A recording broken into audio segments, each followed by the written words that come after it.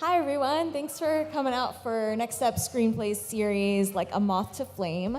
We're gonna get started in about 15 minutes, so feel free to get a wonderful drink or beverage or something to eat from our amazing Binks bar.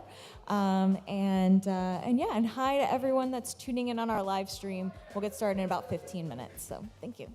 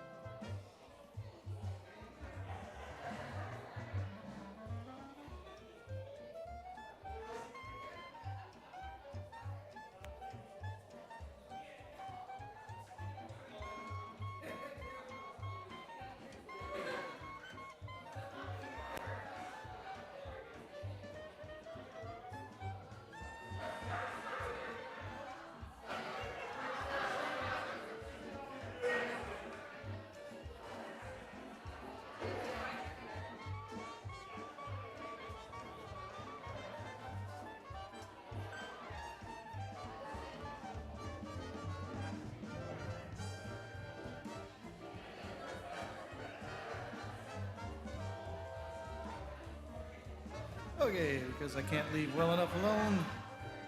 Narrator's mic. Microphone 4. Microphone 2, 2, 2. 3, 3. The new 4, the new 4.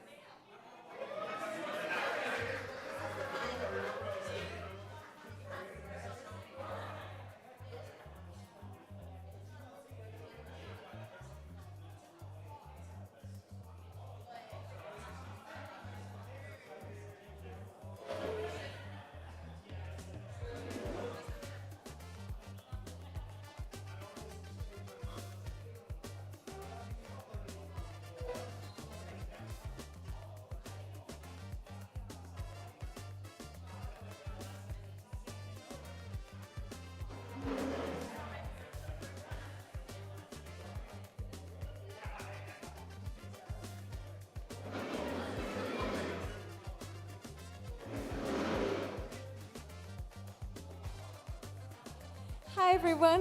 We're going to get started in just a few minutes. If I can ask you to make your way to the stage. And there are some empty seats at the front, so don't be shy. Our cast does not bite. So if I can have anyone wants to take any front first or second row seats, that would be fantastic. If anybody wants to take the plunge and move forward.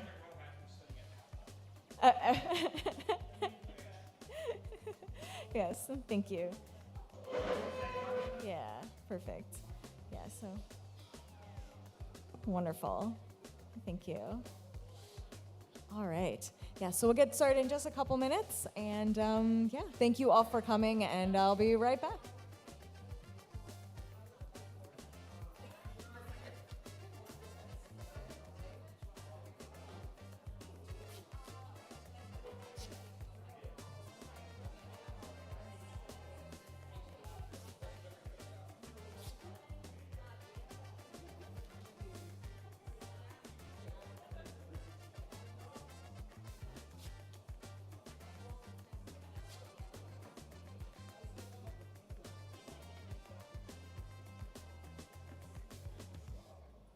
Narrator's mic.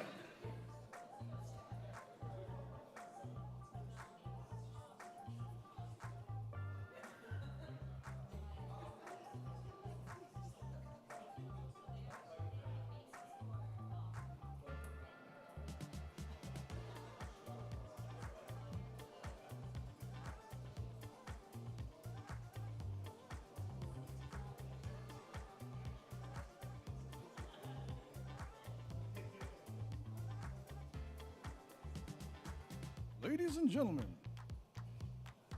are there any of those in the house?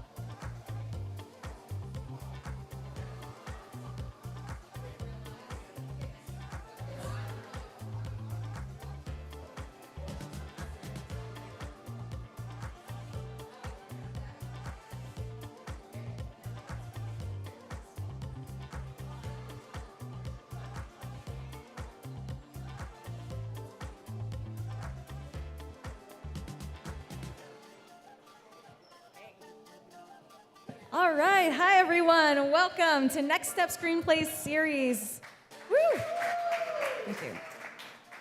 So just a show of hands, who's coming here for the first time? Who's never been to a Next Step Screenplay Series? Jeff, Michael. Great. So a lot of people that are here for the first time. So what is Next Step Screenplay Series? So when a writer writes a screenplay, usually a short film is easy to produce. So you can film it in a day or two. But when you're looking at like a feature-length script, that's scary, right? It's very intimidating. It's somewhere from 70 to 150 pages if you're Jeff. And what do you do? Like, what happens after you write it? Well, Next Step Screenplay Series is designed as the next step. So we take the screenplay and we put it in a workshop setting. So we have our wonderful cast playing roles. Sometimes they're playing multiple roles. We rehearse it just a little bit so that our actors they understand their characters and the moments, but they are still on books, so they will still have their scripts with them. We add wonderful music and sound curated by Michael F. Lewis over here, just working amazing magic. And we come here to Binks and we stage it in front of you all. And a huge thank you to Binks for being our host. Yeah. We've been coming here for almost 2 years, so this is kind of crazy. We've been doing this with lots of different screenplays, everything from comedy to drama, World War II dramas, zombie comedies. If you look at the back of the next step of their program, we have our rest of our list for the rest of the year. So we have August, September, October, November. We skip December because it's usually like on Christmas or New Year's or something. So we always have these going the last Monday of every month. And yeah, so tonight is Like a Moth to Flame by Arlene Lagos. And she's right here in the audience. Yeah. So choosing between a promising relationship and your soulmate sounds simple. Real love happens when you're willing to run towards it and fight for it to remain like a moth to flame. And she will be here. She's going to be doing a Q&A. We'll have a Q&A with her after. So hang on to your burning questions of moments or characters or anything that comes to mind. She's here to answer all your questions about. And that's part of the writing process so that the screenwriter gets feedback and all of that. Great. And then just a hi to everyone that's live streaming. We have our live stream on YouTube as well. So thanks to all those remote people tuning in. All right, so without further ado, and just a shout out to Sarah Zavala, who directed the show, but unfortunately is literally on a plane to Chicago right now for work, so she couldn't be here, but she crafted a wonderful, wonderful show with these amazing actors. So without further ado, Like a Moth to Flame.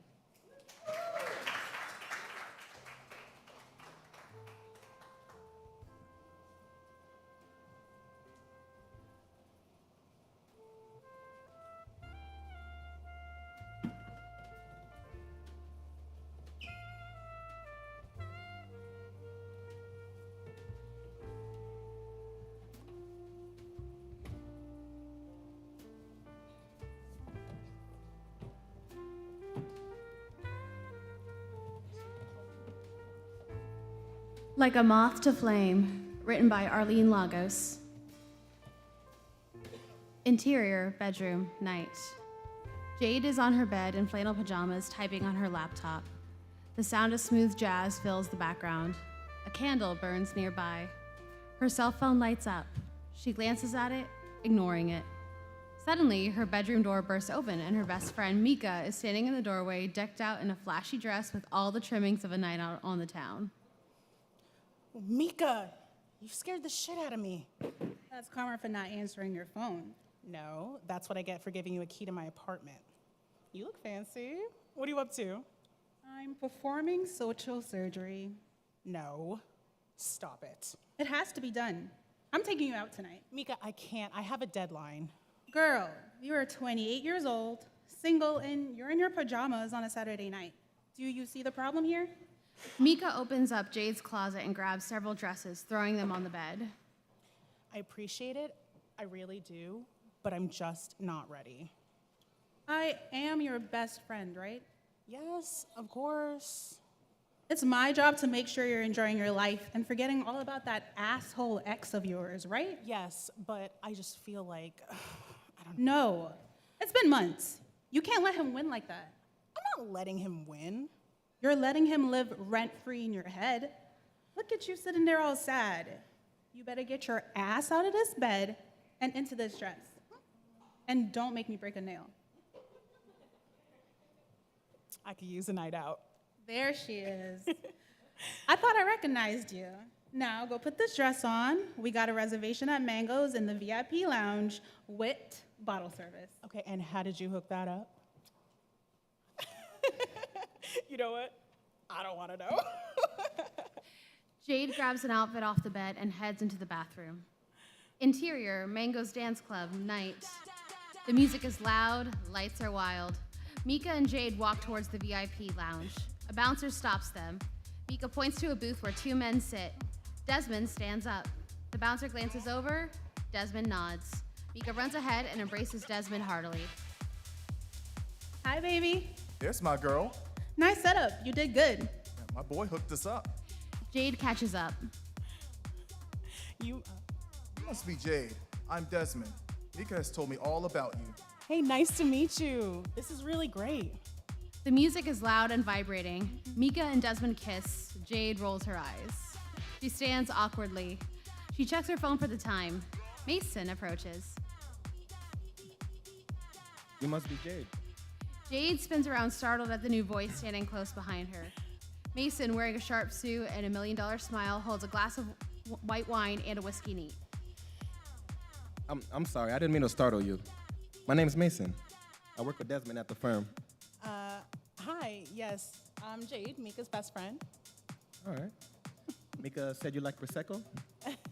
Jade takes a glass of white wine. Jade and Mason make their way to the couch. Desmond and Mika join them with a tray of shots. I see you two have met. Yes, we have. I hope you like lemon drops. I don't think, You said back at the office you were all in, right? Is that what you said? I did say that, yes. All right. Desmond hands out the shots. Jade and Mason take them reluctantly. All right, let's get this party started. Montage. The four of them laughing, having drinks. Mika and Desmond make out on the couch. Jade and Mason sit close and talk. Several people stop by their table to speak with Mason.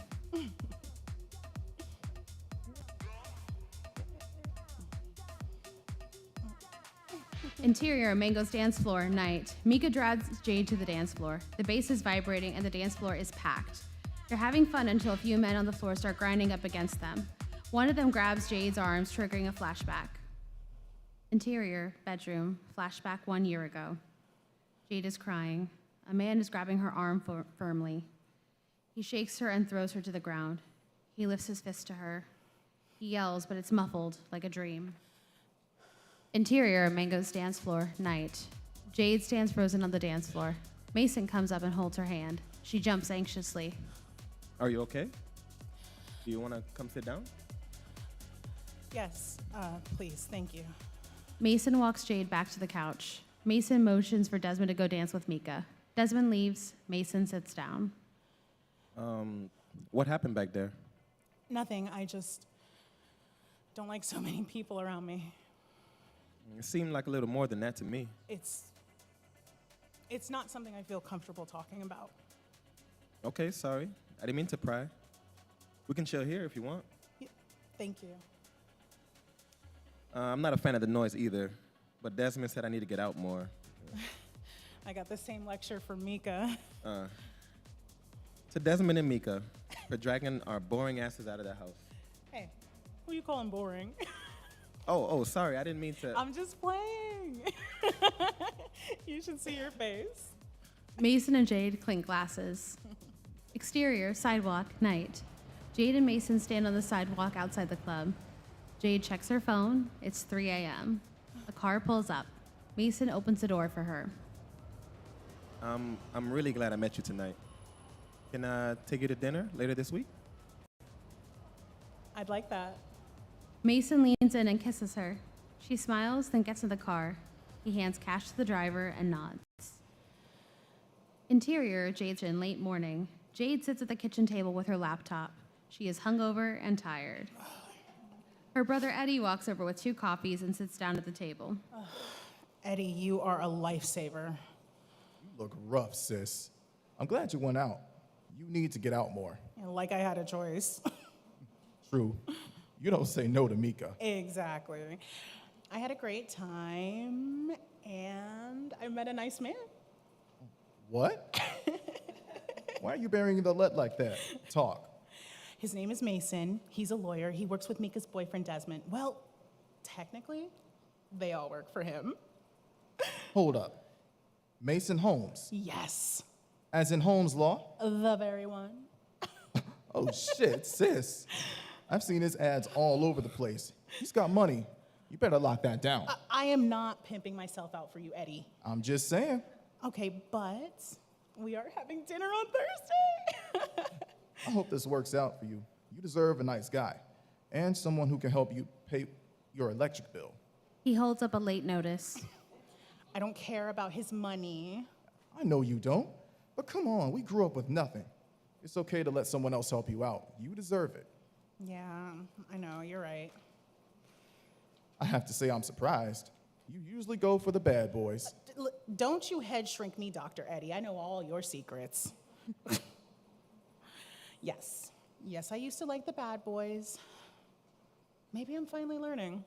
And hell is frozen over, folks. Okay, stop playing. How are you and Shanita and the kids? Because, Well, Toya's getting mouthy, starting to get a little attitude. yeah, teenagers. The twins are chill.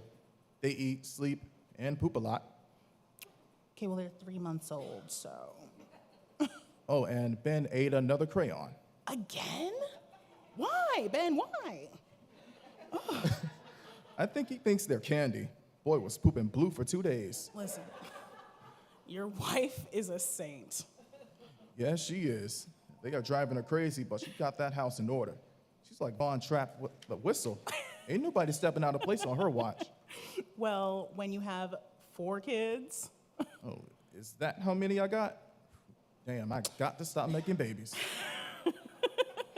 The doorbell rings. Eddie gets up to answer it. He comes back with roses and a card.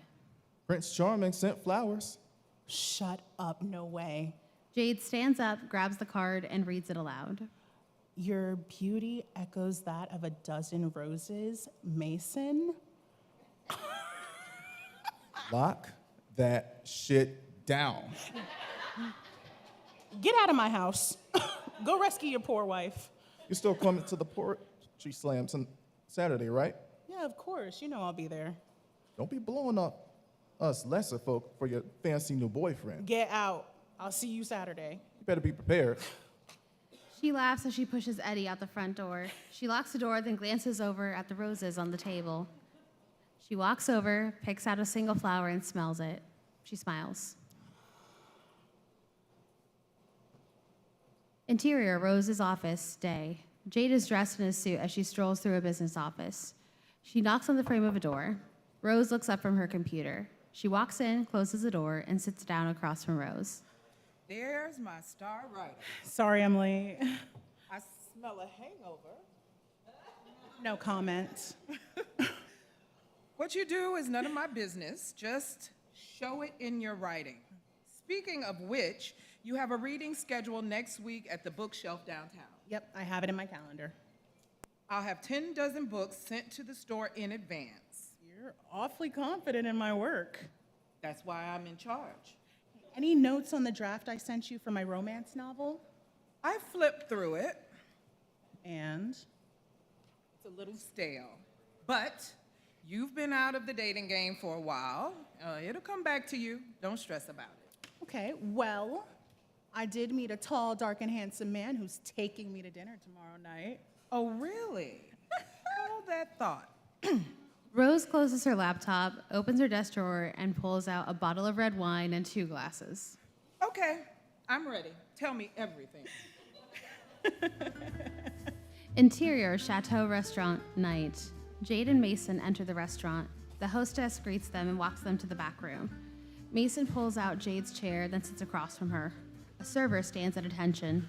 Welcome back to the Chateau, Mr. Holmes. What will you and the lovely lady be drinking this evening? I'll take a whiskey neat, top shelf only, and Jade here will have a Prosecco. Yes, sir. Right away, sir. The server exits. You look stunning this evening. Well, thank you. You clean up well yourself. So tell me more about your writing hobby. You said you dabble in fictional drama, right? Well, it's definitely more than a hobby. I actually have a book signing. Jade is interrupted by an older gentleman, Senator Fisher, who approaches the table. Mason stands up and shakes his hand. Senator Fisher, great to see you again. And who do we have here? He walks over to Jade, gently grabs her hand, and kisses it. This is Jade Alexander, my beautiful date this evening. Jade Alexander, the author? You've heard of me? A Healing Heart? My wife and I loved it. She read it twice. Wow, I'm honored. Thank you, Senator. The honor is all mine. Don't let this one slip away. She's a keeper. Senator, I have a book signing next week at the bookshelf if you're interested in. It was a pleasure meeting you. I can't wait to tell the missus. Anyway, I have to get back to my meeting. Mason, make sure to get a signed copy sent over to my office. The senator leaves. The server approaches with a champagne bottle, champagne flute, and a glass of whiskey neat. Mason lifts his glass. To the first date of many. Cheers. Montage. Mason orders off the menu for them both. Jade appears frustrated by the endless interruptions by politicians and businessmen during their date. The server comes over to top off her champagne, and she waves them off. Jade excuses herself to the bathroom. Interior restaurant bathroom, night. Jade stares at herself in the mirror. She's put off by the evening. She's restless. She mumbles to herself.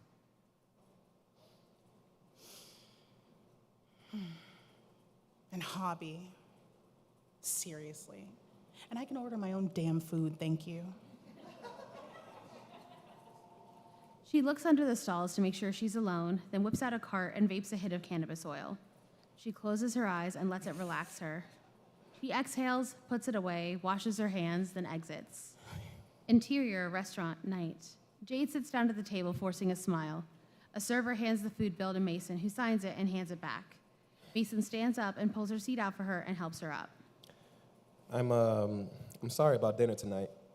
I didn't mean for our date to turn into a business meeting. Well, it did. It wasn't my intention. I accept your apology. It makes it hard to date having everyone fighting for my attention. I guess so.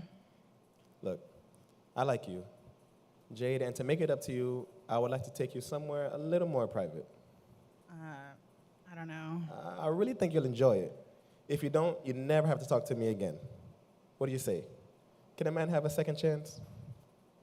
All right, I'll buy it. Where are we going? Oh, it's a surprise. Interior shopping mall, night. Mason walks Jade into a closed shopping mall. The guard hands him the keys. He hands the guard a few $100 cash. I'll be in my office. Have fun. Thank you. Jade looks around the corner, and Mika and Desmond are standing there waiting. Surprise! What? I took the liberty of calling Mika and Desmond. I thought we could all enjoy a quiet evening together. Just the four of us, no distractions. And lots of shopping. Wow, that's... Wow! Hey, look, whatever you want, it's on me, all right? Do you take all your first dates on a shopping spree? Never. But I knew this girl was special. Oh, listen to this charmer. I mean, unless you aren't interested. I didn't say that. Oh, we're interested. Girl, let's go. Give me some Gucci. Jade leads in and kisses Mason on the lips. Thank you. This is great. They head to a department store in the mall. The women try on dresses and look at purses. The men try on tracksuits and workout gear. They take selfies with mannequins. Interior Jade's bedroom, night. Jade and Mason stumble into her bedroom, dropping shopping bags all over the floor. They kiss and undress each other. Scene fades as they make love for the first time. Interior bedroom, next morning. Jade wakes up alone in bed. There's a note on her pillow with her name on it. She opens it and reads it, then shakes her head and throws it on the bed. Camera pans to the open note. It reads, At an early work meeting, there's bagels in the kitchen. I had a great evening. Mason. Jade sits up and looks around the room. There's a knock on the door. Mika walks in, bubbly and excited, holding OJ and a bagel. Good morning, bestie. Did someone get laid last night? Shut up and give me half that bagel. Oh, my girl is feisty this morning. Mika crawls into bed with Jade. They share the juice and each eat half the bagel. So is this how it is with Desmond? What do you mean? Is it all about him and his needs and you wake up alone to bagels and OJ? Damn, girl, that's harsh. Last night was awesome. Why are you tripping? I don't know. I feel like he's there, but he's not there, and then when he screws up, he throws money at it. Rich people are just different. Well, rich or not, accountability and integrity are pretty important to me. I'm just not sure this is ever gonna be a two-sided relationship, not when everything is decided for me. It's been less than a week. Give it time. Relationships take work and patience. You can't expect a powerful man like Mason Holmes to suddenly adapt to cohabitation. I know, but you know what I went through. Everything is a red flag to me now. Not every man Do is not say his name. out to get you. You're right. I need to chill a little. Girl, you need to chill a lot. Mika pulls out a vape and hits it, then hands it to Jade. Jade hits it, and they both fall back into the bed and laugh. Interior, speakeasy, night. Eddie and his wife Shanita sit at a table up front. Jade walks in and joins them. There she is. Come on now, bring it in, Mama. Mama needs a hug. Ooh, it's nice to see you out having fun with no kids. How'd you manage that? Oh, shit, the kids. Stop playing. We got a sitter. She's given us about 3 hours. God help her. I'm going to drink all the cocktails. Just know that. So where's the fancy lawyer Eddie's been telling me all about? He said he was going to try and make it, but he has clients in town, so, you know. Too bad. Next time. At least now you won't be as nervous when you get up and read your work. Listen, I don't know if I'm ready. Oh, no. You promised. I got a sitter for this. Don't you do me dirty, girl. I already put your name in. Are you serious? Eddie? Hand to God, he did. Even your therapist told you you need to do this to cleanse yourself of him. Closure. I know. Okay, I can do this. Jade grabs a drink off the table and chugs it. I'm gonna need a few more of these. The three sit, talk, and watch as poets get up and recite their work. Jade looks at her phone often with no answer from Mason. Jade drinks more than usual. Next up, we have newcomer Jade Alexander. So let's welcome her to the stage. Jade takes one last shot off the table, grabs her poem, and steps up to the microphone. Palace of Callus, an ode to narcissism. I'd rather live in a shoebox and be treated like a queen. It's a better dream than it seems. At least I'm free from all your mean. I'm not a prisoner inside your palace of callous. I'll run like Alice away from all your dark thoughts and malice. Jump in the rabbit hole, feed my soul. Not your slave, watch me roll, smoke a bowl. I can see the light, I know wrong from right, and I just might seize the night while my heart tries to fight its way out of your clutches. Your harsh grip and unpleasant touches reel me in, throw me back, rinse, repeat as if I'm nothing. I can't lose the game because I ain't playing. You never listen to what I'm saying.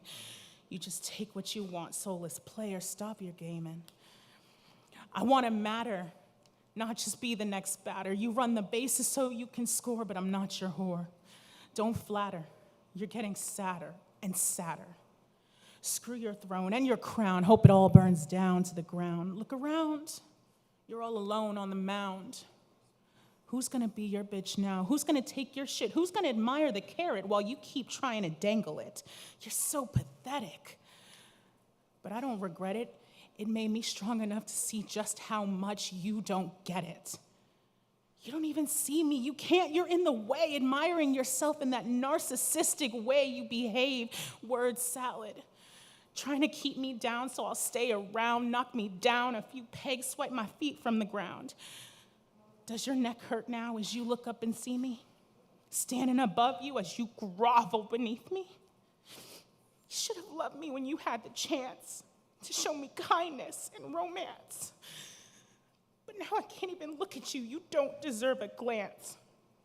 So take a good look as I walk away from this life, this moment, this day, and hear me clearly when I say, game over.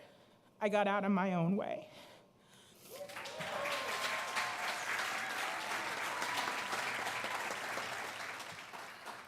The crowd gives a standing ovation. Jade is full of tears but proud as she descends the stage and runs to Eddie and Shanita. What? Are you kidding? You've been holding out on us. Look at my arm. I got chills. That was brilliant. It was so cathartic. I can't stop shaking. I am really proud of you, sis. Thanks. Thank you both. I needed that more than I realized. Thanks for pushing me out of my comfort zone. I'm gonna get us more drinks. Jade heads to the bar for a drink when Marcus comes up to her.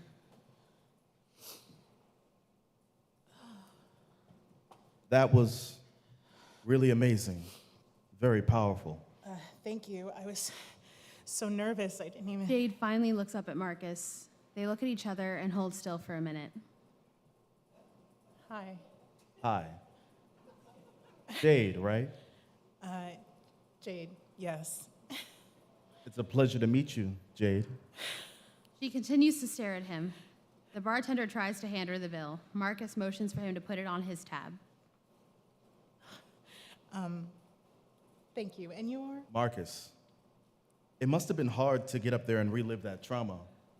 Well, I was in a very abusive relationship for several years. Finally freed myself of him, but it's been a long road. I bet writing that was hard enough, but reading it aloud to strangers, you're very brave. Thank you. It was scary, but I feel better, you know. I don't have to hold it inside anymore. That's very powerful thinking. You are a strong woman. I'm sorry you were mistreated like that. His loss. Thank you. Are you here with someone, Jade? The sound of her name falls off his lips, drawing her attention to them. She fumbles her words when speaking. My brother and his wife. Nobody else here to watch you shine like that? No, not tonight. That's a shame. Leaving a star like you to shine bright alone. I'll see you around, Jade. She goes back to the table with the drinks. Marcus disappears backstage. She finds herself looking for him. Shanita checks her phone, then frowns. Well, that was the sitter. Time's up. Already? Damn. Why do we have so many kids? Shanita stands up, wraps her arms around a seated Eddie, and kisses him. Because you love making. I do very much love making them. Jade looks on laughing as Eddie and Shanita kiss. Okay, just don't make any more. Not here anyway. Exterior, sidewalk, night. Jade waits outside as Shanita and Eddie climb into an Uber. She hugs them goodbye. Their car pulls away and hers pulls up in front of her. She opens the car door and pauses. She closes the door and the Uber pulls away, leaving her. She walks back into the club. Interior, speakeasy, night. She finds herself desperately searching for Marcus in the crowd. Jade sits at the bar and orders a drink. She hears a voice on stage and gasps. We, the free. Humanity is lost in a web laced with lies. They stand on our backs dressed in disguise. Like saviors, our saviors, they hand us a penny. Control starts with a few, then leads to the many. The mountain gets higher and harder to climb. Then we throw up our arms and give off a sigh. That's when they have you and throw pennies once more until you expect it, until you're their whore. When the fight has been squeezed right out of your veins, the wicked they come when all hope has been drained. And they'll come throwing pennies and we'll cheer yet again, watching them turn slaves into what once were free men. Do you hear them weep as they lie in the street, begging for a blanket or food to eat? They won't get their pennies unless they comply. That was the catch, the hidden part of the lie. The fire of my inner beast awakens from its nap, ready to strangle, ready to snap. The bones of the wicked, the throats of the rich, gnashing and scraping, destroying this bitch. You'll be knocked off your throne made of the backs of slaves' bones. When we take back our lands, when we take back our homes, when we take back our freedom, when we take back our laws, when we expose your lies, expose your flaws. We the people and the people we are. Freedom from oppression, the people will be.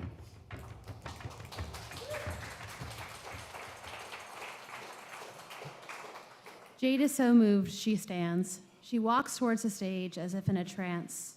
The crowd claps. Women flood the stairs for a chance to meet Marcus. He pushes through the crowd and extends his hand to Jade. She smiles and grabs his hand. Interior, backstage, night. Marcus leads Jade backstage away from the crowd to one of the dressing rooms. Without thought, she locks the door, throws her arms around his neck. They instantly start kissing, touching. He pushes her up against a wall. She wraps her legs around him. Cut 2. Jade wakes up and sees Marcus asleep on the floor of the dressing room. They are both naked with barely a sheet covering them. She sits up and stares at him. She blushes and covers her mouth to stop from smiling. Jade finds her phone. It's 1 a.m. There's 3 messages from Mason. She panics, finds her clothes, gets dressed, and sneaks out. Interior, the bookshelf, day. A tired Jade sits at a table surrounded by stacks of her recent bestseller, A Healing Heart. There's a line out the door of folks that have come for an autographed copy. Eddie, Shanita, and the kids walk up to the table and give Jade a hug. Look at you, sis. Best-selling author. I'm so proud of you. Thank you. Is that my favorite niece? Talia peeks her head around her mom and walks up to Jade, hugging her. Hi, Auntie Jade. You look like a supermodel. Stop growing so fast. Talia does a twirl and a pose. Ben bolts around the corner, almost knocking Talia over. Hi, Jade. Ben, my man, I hear you starting basketball soon. I can dribble the ball, but it doesn't always go in the net. Hey, that's okay. You just keep practicing. You'll be the next Michael Jordan before you know it. Ben gives her a high five, then runs away. Jade yells after him. Stop eating crayons. Shanita is left standing with a double stroller and twins. Congrats, honey. I'm just going to jump in for a quick hug, and then I'm going to find a place to leave these kids for a while. Can we leave them there forever? Shut up, Eddie. Love you, girl. Shanita leaves. Eddie sits next to Jade at the table. You look tired. You okay? I didn't sleep much. Oh, yeah? Did you meet up with Mason after the poetry slam? Something like that. Eddie notices her blushing. A loud shrill of excitement is heard bellowing through the crowd. It's Mika with Desmond in tow. Queen! Mika runs past the line of folks, almost knocking one of them over, and hugs Jade. Thanks for coming, guys. Your support is appreciated. Bless you, truly. Mason pops up with a dozen roses. Surprise. Hey, I didn't think you could make it. Oh, I didn't want to miss it. I know how important this is to you. Thank you. How was the poetry slam? I left you a few messages last night. Eddie glares at Jade, confused. It was great. We had a good time, and then I was so tired, I just went home and passed out. Hi, I'm Eddie, Jay's brother. Sorry, that was rude of me. There's so much going on here. Mason, this is my brother, Eddie. Eddie, Oh. This is Mason Holmes. Pleasure to meet you, Eddie. You have a wonderful sister. It's cool meeting you in person. You're like a celebrity. Eddie, I think I hear your wife calling you. Eddie frowns and leaves the table. Mason sits down in his seat next to Jade. Can you meet for lunch tomorrow? Yeah, sure. All right, cool. I have my driver pick you up around noon. Sure thing, sounds great. He kisses her goodbye, then leaves. Her friends settle in around the library as she signs books for her fans. A few minutes later, an employee hands her a package wrapped up with a bow. She reads the card, Feed Your Soul. Jade unwraps the package. It's a bound notebook of blank pages with a hand-painted cover. She grabs her phone and dials Rose. Hey, superstar. How's the book signing? Very successful. Thank you for the notebook. What a thoughtful gift. What notebook? You didn't send me a present? No, darling. You know the only gifts I give are cash, wine, or advice.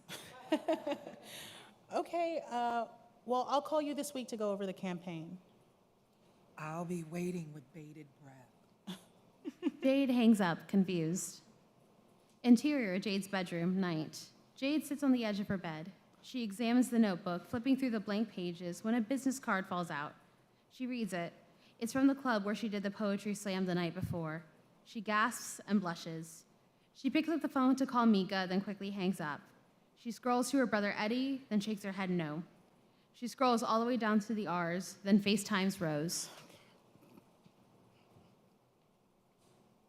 2 calls in one day? Yeah, hey, Rose. You're not dying, are you? No, Spit it out. I actually need advice. About? A man. Well, 2 actually. Oh my God, that sounds so bad. Oh, nonsense. Men do it all the time. This, however, requires vodka.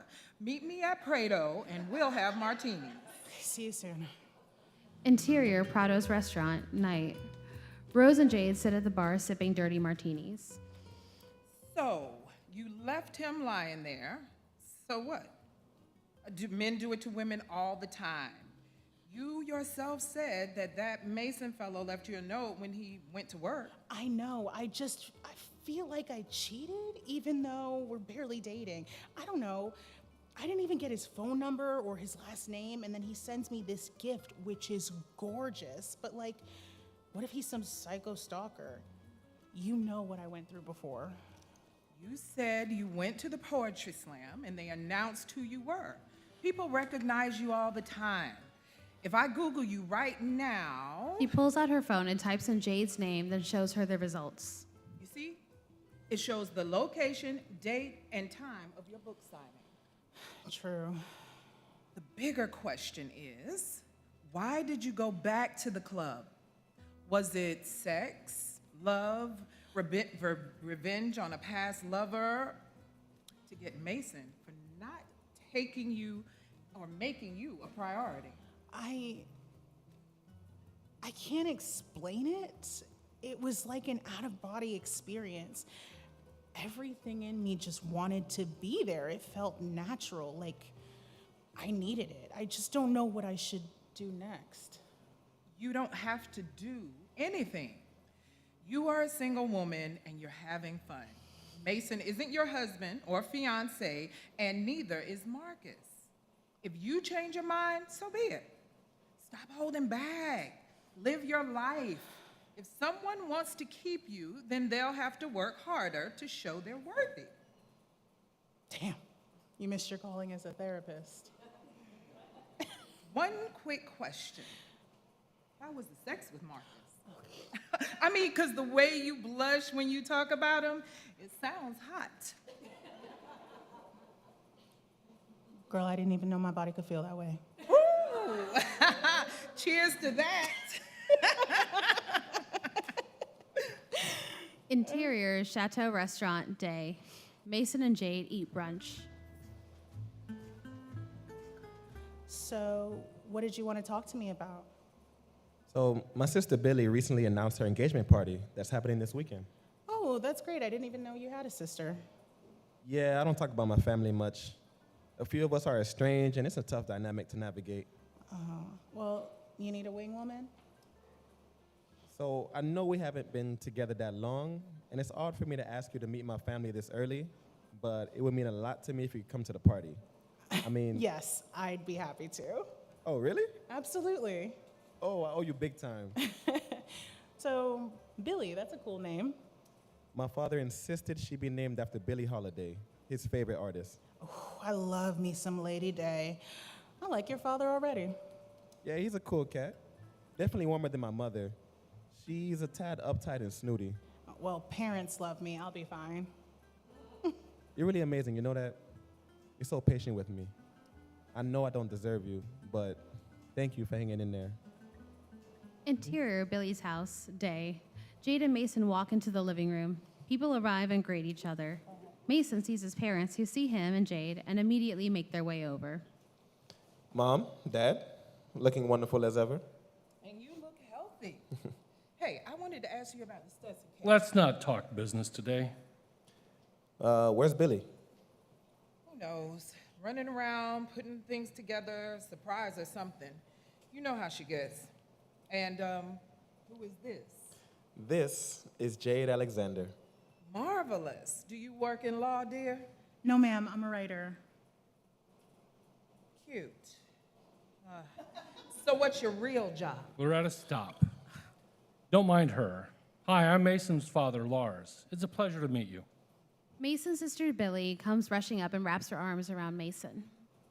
There's my big brother. I'm so happy you could make it. You must be Jade. I'm Billy, and She motions for a gentleman to come over. Troy makes his way over. This is my fiance, Troy. Nice to meet you both. Congratulations on your engagement. Oh, I'm so excited to meet everyone. The sound of a guitar plays in the distance. Swarms of people head into the living room. Mason hears the guitar playing and shoots a concerned look at his sister. Billy. It's my engagement party. Unbelievable. What's going on? Come on, Mason. You could have warned me. The rest of the crowd has made their way into the living room to listen to the music. Mason and Jade stand in the back of the room. We finally see past the crowd. There's a young man playing guitar and singing into a microphone. He looks up. Jade gasps. Jade is paralyzed as she stares at Marcus, who stares back at her. He finishes up the song. Jade turns to leave. What? Where are you going? Are you okay? I'm not feeling well. Marcus rushes up to Mason and Jade. He opens his arms wide to Mason. You got a hug for your big brother?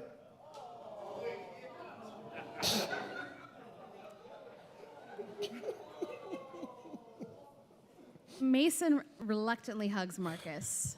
Marcus stares at Jade over his shoulder. Jade is frozen in her tracks. And who's this beautiful woman? This is Jade Alexander. It's a pleasure to meet you. Brothers. Wow. No idea you even had a brother, Mason. Will you excuse me? I need to use the restroom. Pleasure to meet you, Jade. Likewise. Jade exits the living room quickly and heads for the bathroom. Just before she gets there, she runs into Mika and Desmond. Hey, girl. Jade doesn't speak. Mika looks at her concerned. Are you all right? She doesn't look all right. You go on ahead, baby. I'm gonna bring her outside for some air. Exterior, Billy's yard, day. The guests have now spilled out into the backyard where food and drinks are being served. Marcus and Mason stand a few feet apart from each other. Pretty girl you got there. You two been together a while? Man, enough with the small talk. What, I can't ask my brother about his life? Why are you here? Our sister asked me. Do you need money? Why do you always come at me like that? I haven't seen you in 3 years, and you're still coming at me, bro. Bro, we all know how this ends up. You make everyone love you, you're the life of the party, then you spiral out of control, and someone has to bail you out, and it's usually me. What happened back then was a long time ago. People change, Mason. See, that's the thing. People don't change. They can grow, but they can't change. I'm sorry, we weren't all born perfect like the great Mason Holmes. Billy approaches. Are you playing nice boys? Yes, ma'am. Mason was just telling me about his girl, Jade, right? Yeah, I like her. She's nice. How did you meet her, Mason? Through Desmond's girl, Mika. You haven't been together long, I take it. I'm not having this conversation with you. Mason, do not ruin my party. I'm gonna get some food. Congratulations, sis. Always nice to see you, brother. Marcus walks away and immediately scans the party for Jade. He spots her sitting in a chair across from Mika. He walks up to the bar, grabs a bottle of water, and heads in her direction. Jade and Mika sit on an outdoor couch. You okay? I just needed some air. I know that's some bullshit. What happened? Jade looks up and sees Marcus walking towards her. She stands up, her legs shaky. I thought you might need some water. How you feeling, Jade? Right? Yes, Jade Alexander. That's right, Jade. The way he says her name makes her fall back onto the couch. You really are Disney. We haven't met. I'm Marcus Holmes, Billy and Mason's brother. Nice to meet you. I didn't know Mason had a brother. Well, half-brother from my father's first marriage. I'm Mika. I work at the firm with Mason, and Desmond, my boyfriend. How did that boy land a beautiful woman like you? He's a lucky man. Can I get you anything else, No. Jade? No, thank you. Marcus and Jade lock eyes for an uncomfortable silence. Then he nods and walks away. Jade stands back up. What the hell was that? What was what? That boy was undressing you something fierce. I need a cigarette after that, and I don't even smoke. I think I'm gonna head out. Okay, so it's like that now. You have nothing to say? Let it go, Mika.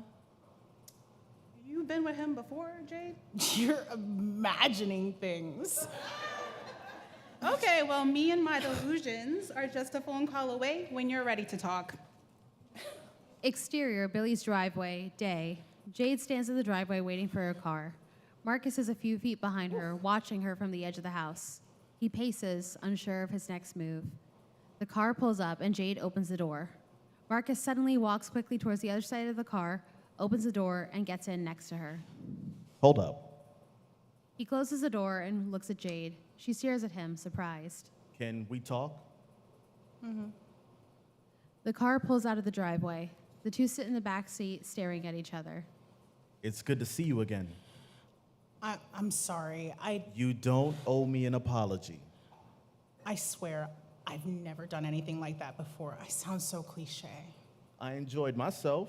Did you? Yes. Yes, I did. That's all that matters. Listen, I had just started dating Mason. Marcus cups her face in his hands. Do you want to go see some really cool art with me? Okay. Driver, can you head downtown? I'll give you directions. Interior, Marcus's art studio, afternoon. Jade walks around the studio, admiring the different types of artistic mediums that fill the studio. Sculptures, paintings, metalwork, etc. These are amazing. You did all this? Most of it. This collection up against the wall I worked on for Burning Man. How long have you been doing this? My whole life, really. My mom was an artist too. That's her on the wall. He points to a pencil sketch of her. She's beautiful.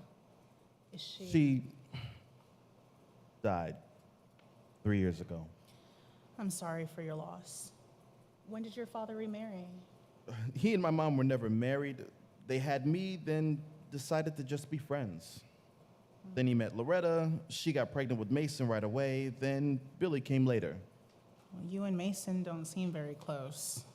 We used to be. When my mom died, I didn't handle it very well, and Mason had to bail me out of a few situations. He still holds it over my head. He doesn't forgive easily. I'm sorry to hear that. Marcus grabs some brushes and paint palettes. You ready to paint? Oh, is that what we're doing? I need to see what you can do, Jade Alexander.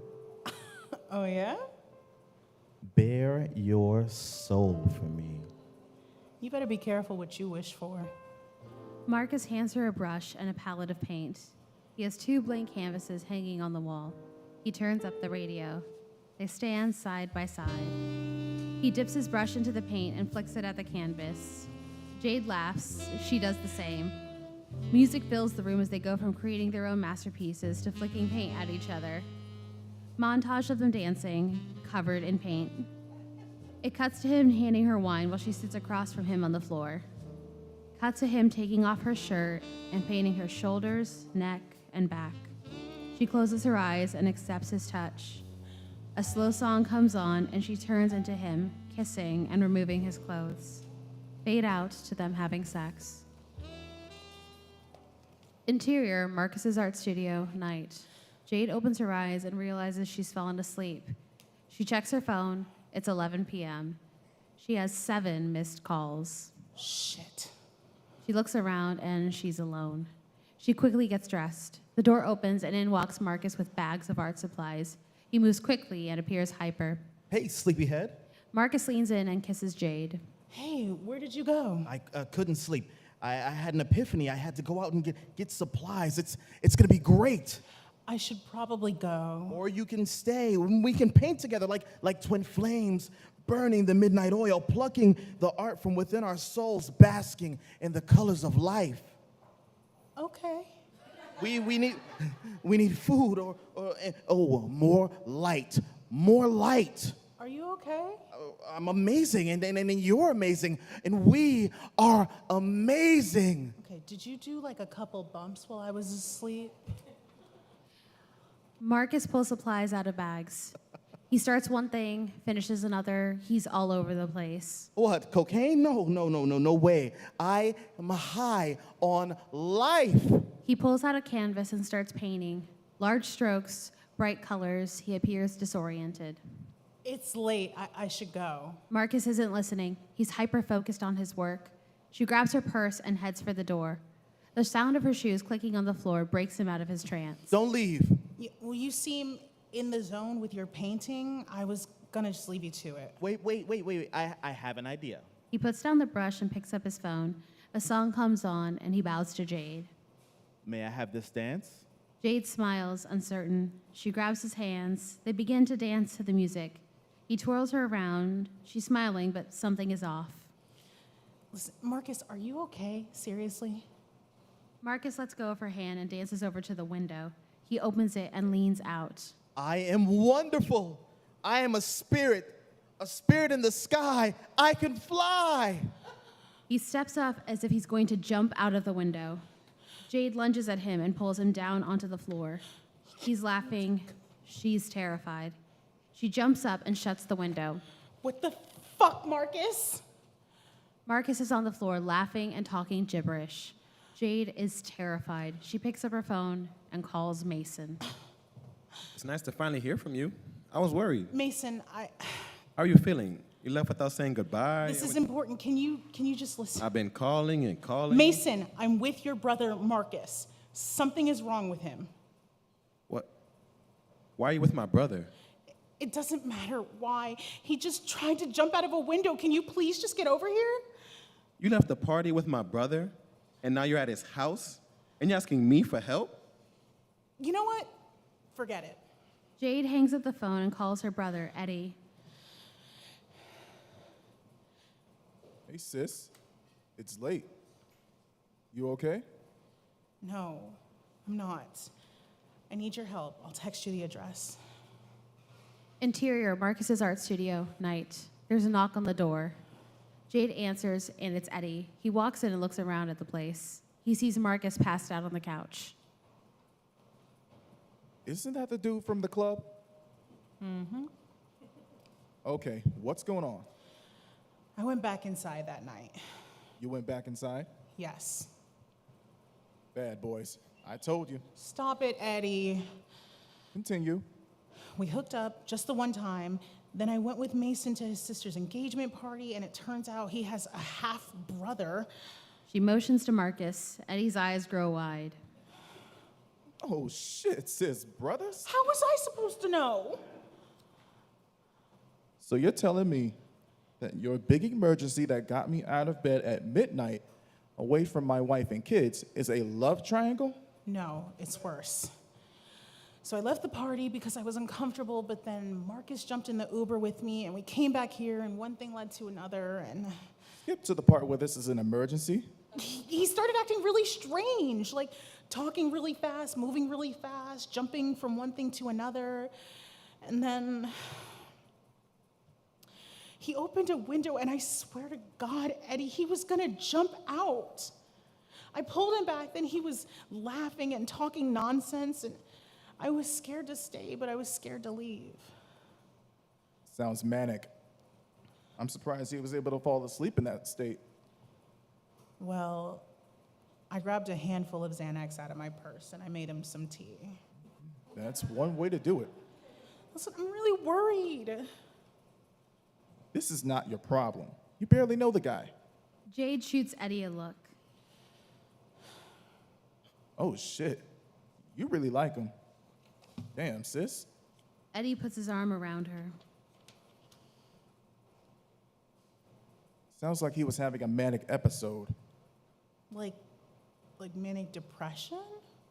Yeah. I have several clients that are bipolar. As long as they're taking their medication, they're fine. But when they don't, you get this. Why wouldn't someone take their meds? They become addicted to the highs. A manic episode feels euphoric. Well, what if he wakes up and tries to jump out the window again?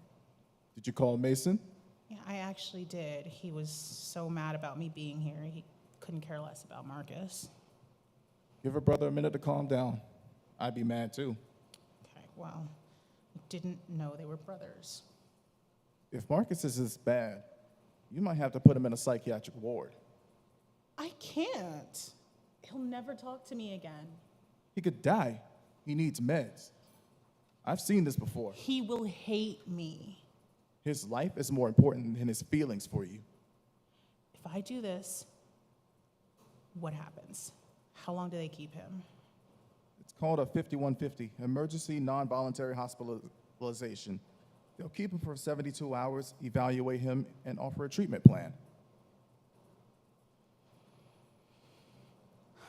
Okay. All right, let's do it. There will now be a 10-minute intermission.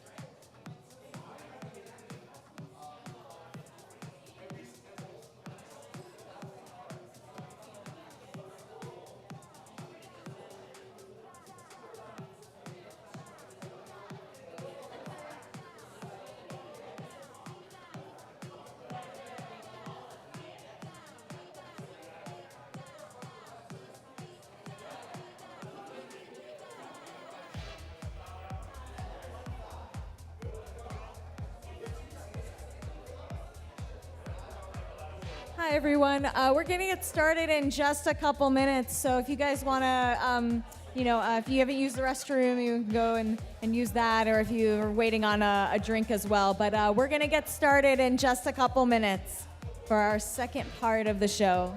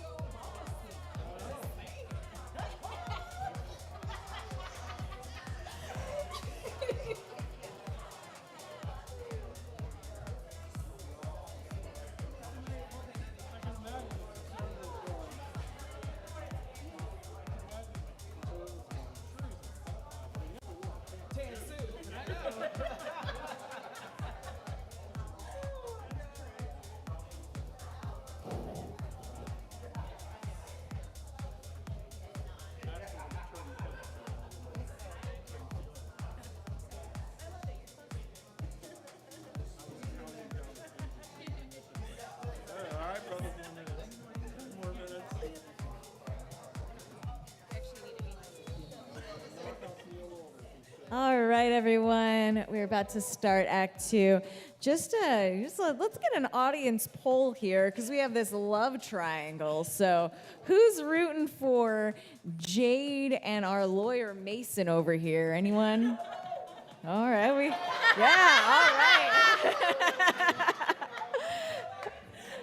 Oh, all right. I see. All right. Who's rooting?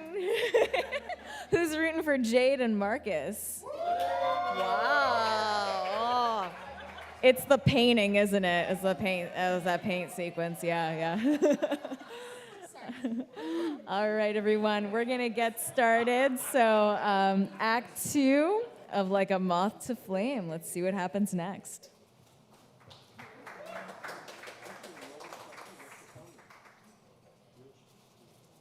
Interior, Jade's apartment, day. Mika walks in the front door while Jade is writing in the kitchen.